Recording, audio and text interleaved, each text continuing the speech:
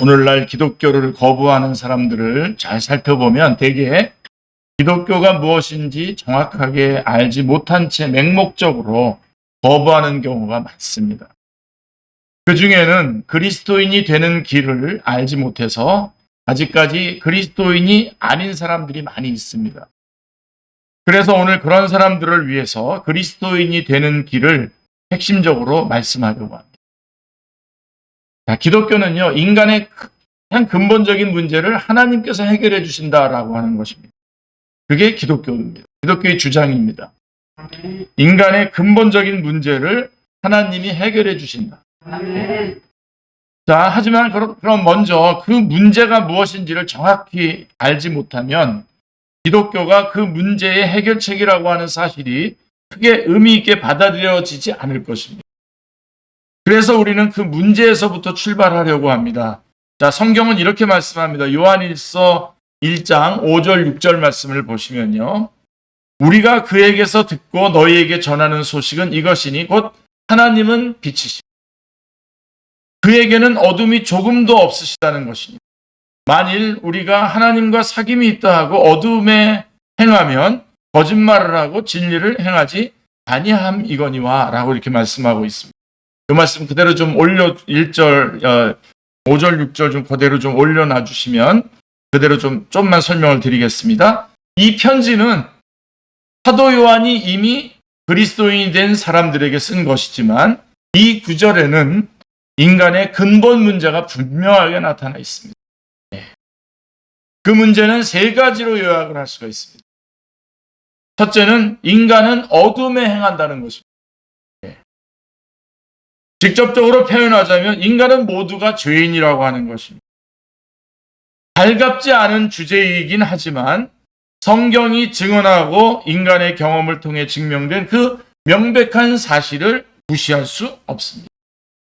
이기심과 죄의 어두움은 우리 인간의 삶 전체를 그늘지게 하고 있습니다. 자, 그래서 인간은 어둠에 행한다는 것이고요. 두 번째로는 하나님은 빛이시라는 것입니다. 예. 인간과는 달리 하나님에게는 어둠이 조금도 없으십니다. 하나님은 절대적으로 순결하시고 흠이 없으십니다. 그리고 세 번째로 어떤 것이 이 본문 말씀에서 우리에게 말해주는 그런 문제이냐면요. 세 번째가 뭐냐면 빛과 어두움이 절대로 공존할 수 없듯이 하나님과 죄도 함께 할 수 없다는 사실. 하나님은 디모데전서 6장 16절에 보면 가까이 가지 못할 빛에 거하십니다. 어둠이 빛으로 인해서 쫓겨나듯이 죄인 또한 거룩하신 하나님 앞에서 추방당할 수밖에 없습니다. 죄가 정결하게 씻기기 전에는 하나님과 사귈 수 없습니다. 하박국 선지자는 이렇게 말씀하고 있습니다. 1장 13절에서 주께서는 눈이 정결하심으로 악을 참아보지 못하시며 해역을 참아보지 못하시거늘 이라고 말씀하고 있습니다. 자, 여러분 이제 우리의 문제가 분명해졌죠? 추방당한 죄인이 어떻게 거룩하신 하나님과 화해할 수 있겠습니까? 어떻게 하면 죄를 용서받아서 다시 하나님과 사귈 수 있겠습니까? 성경은 오늘 우리가 본문으로 읽었던 디모데전서 1장 15절 말씀에서 mit보다 모든 사람이 받을 만한 이 말이요 그리스도 예수께서 죄인을 구원하시려고 세상에 임하셨도다라고 말씀하고 있습니다. 예수 그리스도께서는 인간의 근본 문제를 해결하시려고 이 세상에 오셨습니다. 예수 그리스도께서는 우리를 구원하시기 위해서 하늘로부터 오셨고 이 구원은 예수 그리스도께서 십자가에 죽으심으로써 성취되었습니다. 예수 그리스도께서 이 땅에 오셨을 때에 십자가의 그림자는 처음부터 예수 그리스도의 길 위에 드리워져 있었습니다. 예수 그리스도께서는 때가 이르자 예루살렘을 향하여 올라가기로 굳게 결심했다고 누가복음 9장 51절은 말씀하고 있습니다. 굳게 결심하셨고 그것에 죽음이 기다리고 있다라고 하는 것을 다 알고 계셨습니다. 분명히 알고 계셨습니다. 예수 그리스도께서는 그것을 몇 번이나 분명하게 예언하셨습니다. 유다에게 배반당하시던 날 밤에 다락방에서 떡을 떼면서 포도주를 따를 때에 예수 그리스도께서는 자신의 죽음을 예언했을 뿐만 아니라 그 목적까지도, 그 죽음의 목적까지도 설명을 해주셨습니다. 마태복음 26장 28절 말씀을 보십시오. 이것은 죄사함을 얻게 하려고 많은 사람을 위하여 흘리는 바 나의 피 곧 언약의 피니라 라고 말씀하고 있습니다. 예수 그리스도의 죽음이 우리의 용서와 무슨 관련이 있습니까? 진정한 십자가의 의미는 참기 힘든 육체적인 고통이나 친구들의 배신과 적들의 모욕 같은 정신적인 괴로움보다도, 그것도 역시 괴로움이었습니다만 그것보다도 3시간 동안 그분이 견뎌야 했었던 영적 고뇌에 있는 것입니다. 낮 12시부터 3시간 동안 지면에는 어둠이 덮였고요. 그것은 뭐와 같으냐, 우리의 어두운 죄악이 구세주의 영혼을 삼키고 있음을 보여주는 인상적인 외부적 상징이었습니다.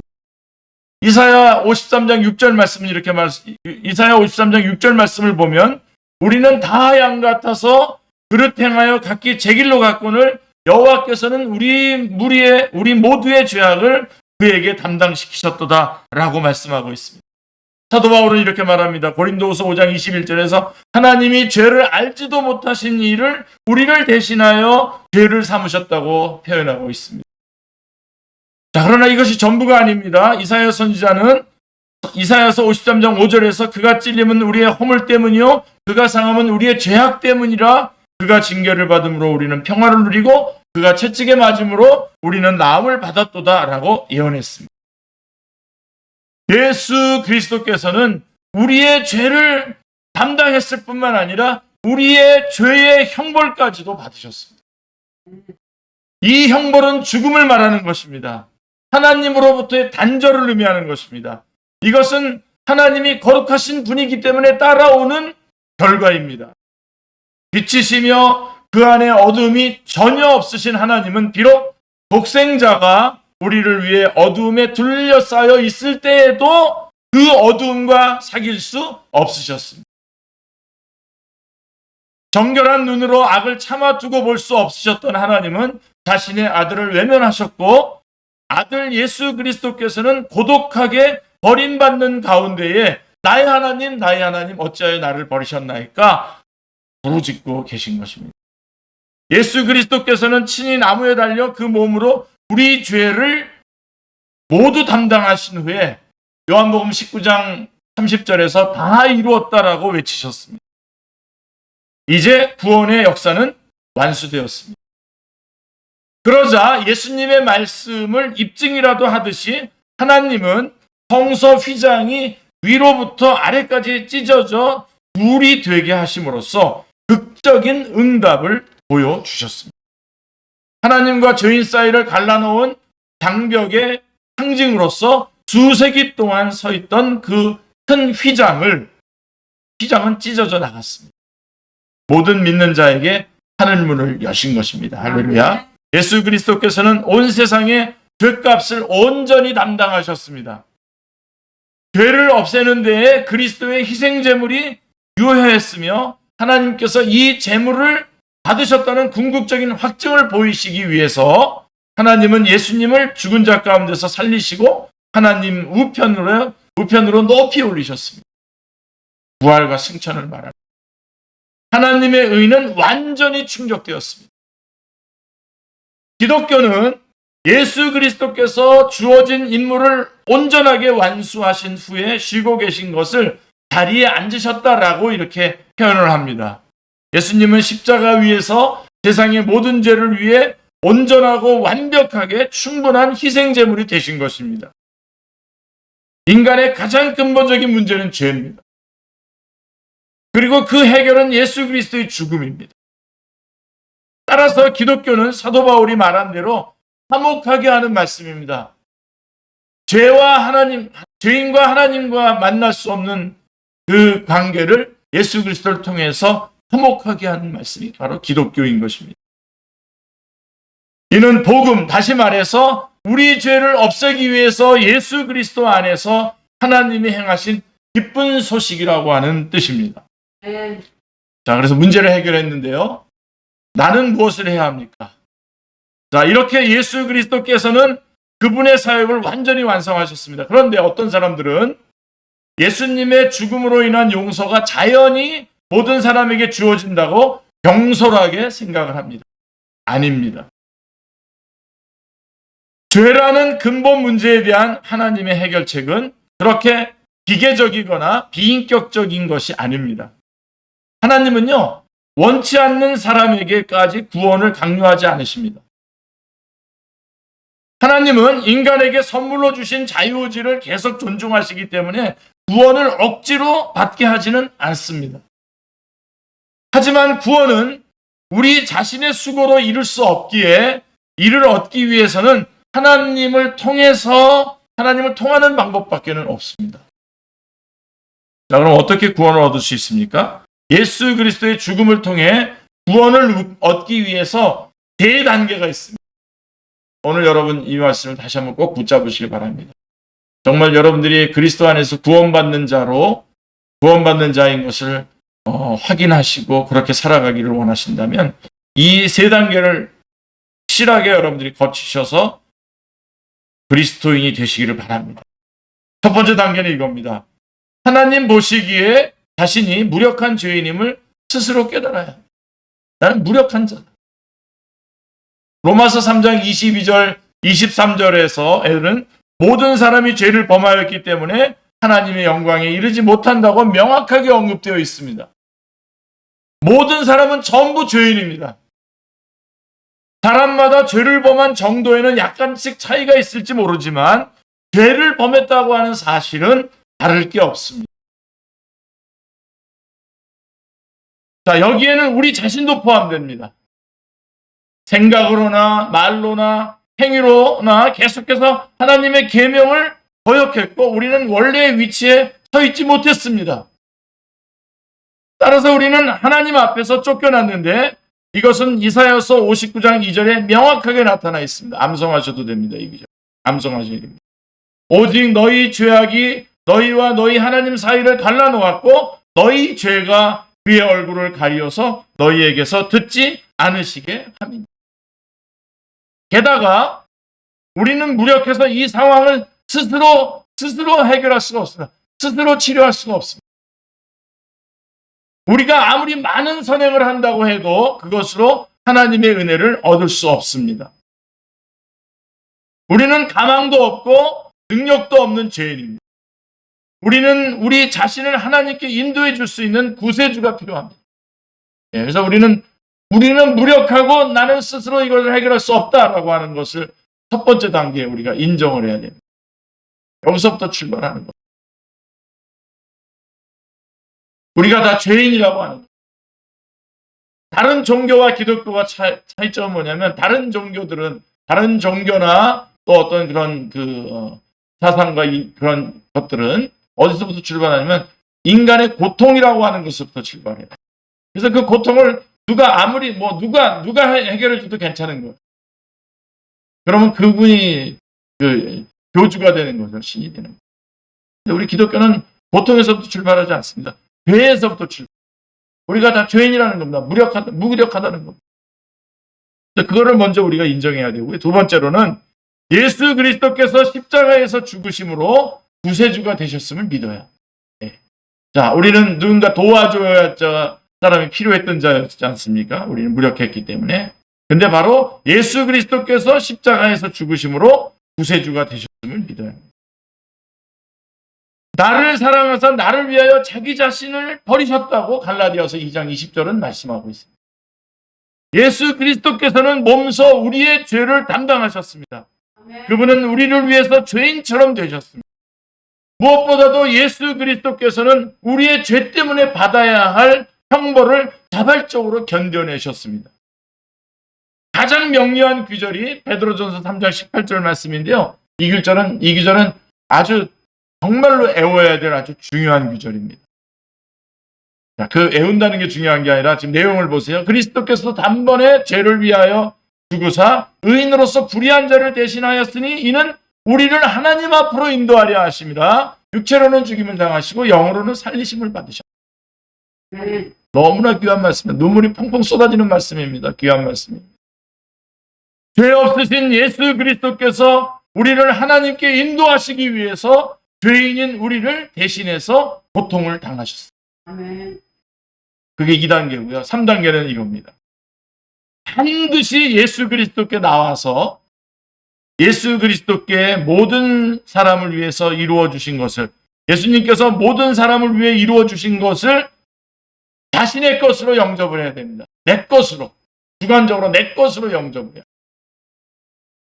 객관적으로 모든 사람들을 위해서 베풀어 놓으신 그 십자가의 사건이 내 것이 되기 위해서 내가 그 사실을 영접을 해야 됩니다.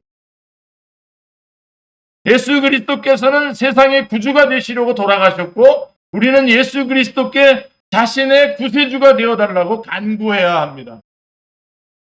모든 인간의 죄를 담당하신 예수 그리스도께 우리의 모든 죄를 없애달라고 간구해야 됩니다. 나의 죄를 없애주십시오라고 간구해야 됩니다. 그리고 모든 사람을 하나님께 보내기 위해서 고통을 받으신 예수 그리스도께 우리도 보내달라고 기도해야 합니다. 네.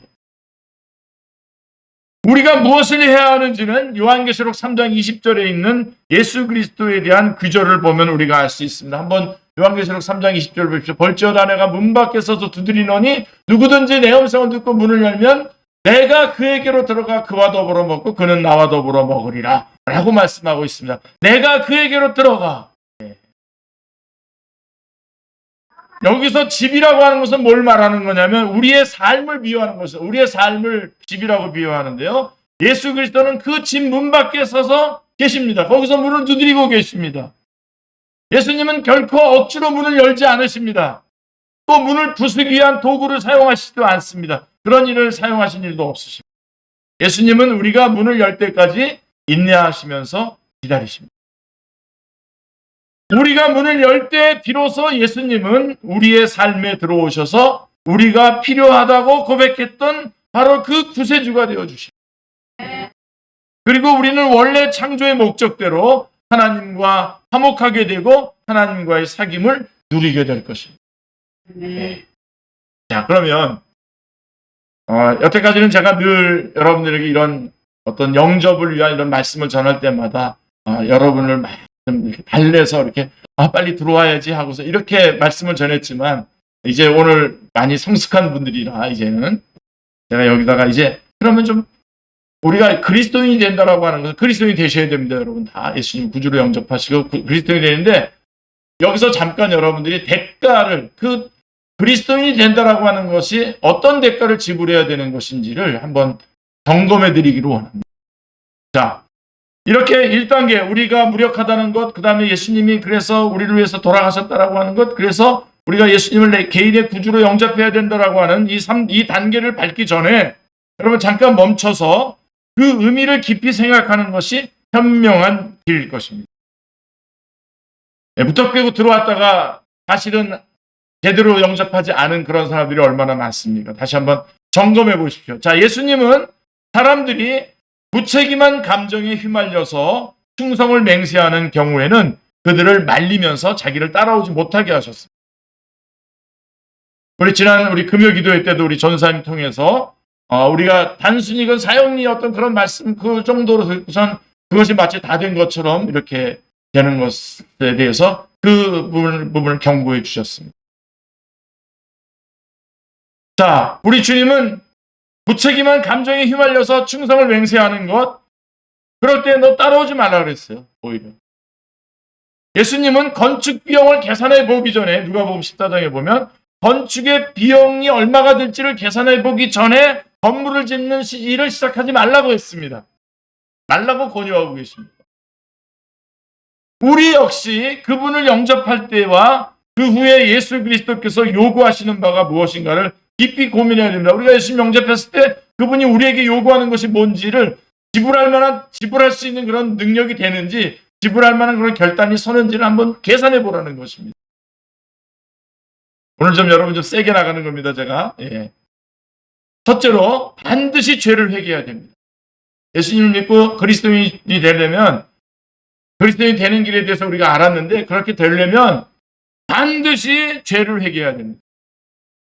예수님이 이렇게 말씀하셨어요. 마가복음 1장 15절에서 회개하고 복음을 믿으라 라고 말씀하고 있습니다. 예수 그리스도를 영접하기 위해서는 죄를 거부하는 회개가 따라와야만 한다는 것입니다.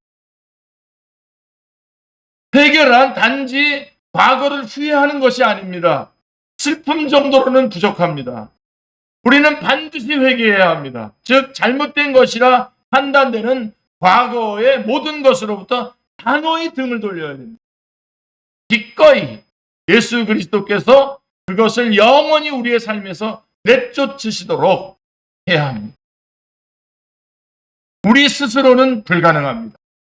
만약 우리의 회개가 진실하다면 우리의 죄가 타인에게 끼친 영향에 대해서까지도 우리는 해상을 해야 됩니다. 예를 들어서 훔친 돈이나 소유물 혹은 시간 배상해야 됩니다. 갚아주는 일, 그 다음에 또 그로 인해 사과하는 일, 그리고 우리가 퍼뜨린 헛소문 때문에 어려움을 당하고 있었던 것이 있었다면 그걸 밝혀줘야 됩니다. 자, 이렇게 해야 되는데 그래도 예수님 믿으시겠습니까? 이렇게 해야 됩니다. 네. 아멘입니까? 그러니까 비용을 계산하세요. 그 다음에 두 번째로는 예수 그리스도께 복종해야 됩니다. 복종해야 됩니다. 예수 그리스도께서는 우리의 구세주일 뿐만 아니라 세이비어일 뿐만 아니라 우리의 주인이 로드, 주인이 되어주시기를 원하십니다. 주인이기를 원하십니다. 그래서 우리는 종입니다. 예수님은 우리 인생의 집을 소유하고 싶어 하시며 오늘 이후부터 예수님의 말씀이 우리의 법이 되어서 우리를 다스리고자 하십니다. 우리는 어떤 결정을 내리든지 예수님과 상의하고 우리의 삶에 대해 늘 기도해야 하며 매사에 예수님의 뜻을 찾아 순종하도록 최선을 다해야 됩니다. 아멘입니다. 그렇죠? 그렇게 해야 됩니다. 그런 결단을 해야 됩니다. 우리는 예수님이 말씀하신 대로 자기를 부인하고 자기 십자가를 지고 나를 쫓아야 됩니다. 이 말씀을 결코 잊어서는 안 됩니다. 자, 죄를 회개해야 되고 그 다음에 주님의 말씀에 복종하기로 대가를 지불할 만한 가치가 그렇게 할 수 있습니까, 여러분? 그 다음에 하나만 더 말씀드린다면 반드시 사람들 앞에서 예수 그리스도를 고백해야 됩니다. 분명히 말씀드립니다. 숨은 제자는 제자가 아닙니다. 자기를 그리스도인이라고 자기가 처해 있는 공동체나 그곳에서 그리스도인이라고 말하지 못한다면 그건 그리스도의 제자가 아닙니다. 만일 오늘 그분에게 문을 열었다면 문을 열었다는 사실을 누군가에게 말해주어야 합니다. 마치 어린아이가 태어나면 빵 하고 울듯이 그리고 우리의 삶을 통해 우리 자신이 그리스도인이라고 하는 것을 부끄러움 없이 보여야 합니다. 시험이 닥칠 때에도 우리의 정체성을 분명히 밝혀야 합니다. 이것으로 인해 친한 친구를 잃을지도 모르고요. 숱한 조소를 받을 수도 있지만 예수 그리스도께서는 그분을 부끄러워하지 말라고 말씀하셨습니다. 예.